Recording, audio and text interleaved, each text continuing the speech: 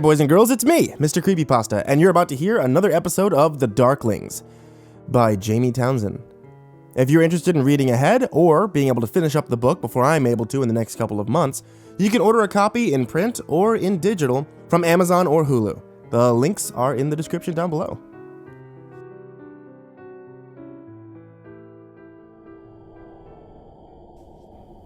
The case file led her to where the girl's parents had been staying. An old retirement home off 9 Mile called Sundance Meadow. She was nervous, unsure if she wanted to talk to them or not, but she needed information.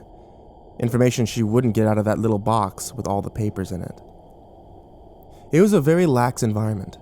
It was a place that seemed to offer a good amount of freedom to the elderly, clean, serene, and comfortable, but with enough nurses and aides roaming about to offer a sense of security that most people that come to a place like this would need. The nurse's desk at the front of the main building was a far cry from the one at Shady Acres Asylum. Very neat, clean, and polite. Hello? I'm Frankie Welsh. I'm looking for Heather and Brandon Ingram. Are they here? She asked lightly. The nurse looked at her and smiled. Yes, they are.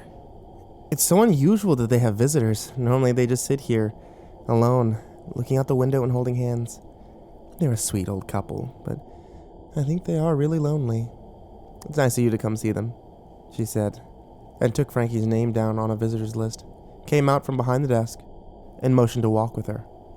As she did, she noticed the corridors were well lit, art lining the walls and a variety of plants here and there.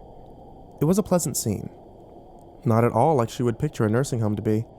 They're pretty quiet normally, but I think maybe they would warm up to you if you gave them some time to get used to you. We try to encourage socializing here, but these two keep pretty much to themselves. They aren't disruptive or anything, just quiet. They lost their kids a long time ago. I don't think they ever really got over it. Twin girls, I think, the chipper nurse said as she walked in front of Frankie. It's actually really sad how loss like that can affect you for so long, she continued. You have a visitor. This is Frankie. She's a very nice lady, she said as she opened the door. And inside sat 2 well-aged people, maybe mid to late 60s, sitting in front of a window holding hands.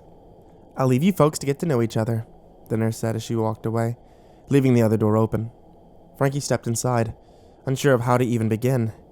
She took a seat next to Mrs. Ingram and looked quietly for a moment at the couple. Their eyes never moved, staring blankly out the window in front of them, as though they were the only 2 people on Earth. Never speaking, and moving. It was almost eerie seeing them. My name's Frankie, she began in a quiet tone, almost afraid that she would disturb them. They didn't answer, only stared out the window, fixated on it. I was hoping maybe you could answer some questions for me. She hesitated a moment. About your daughters.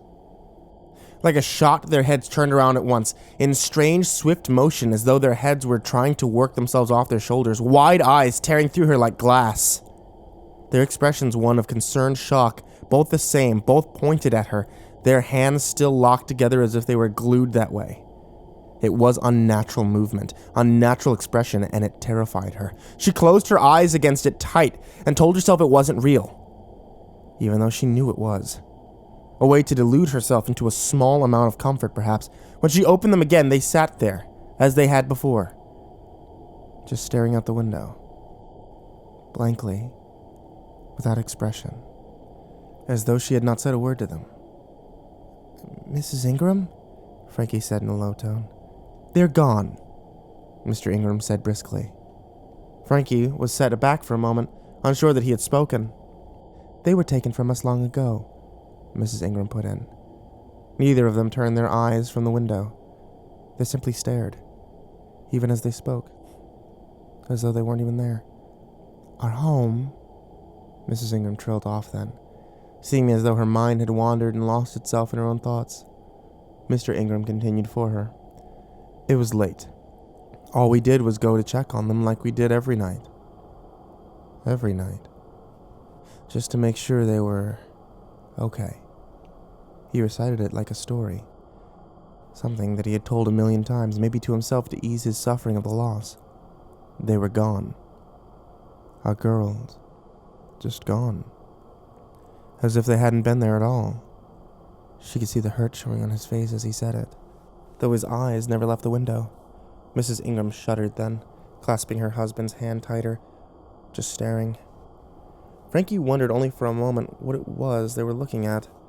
When she looked herself, she only saw trees and gardens. She wondered if they saw the same.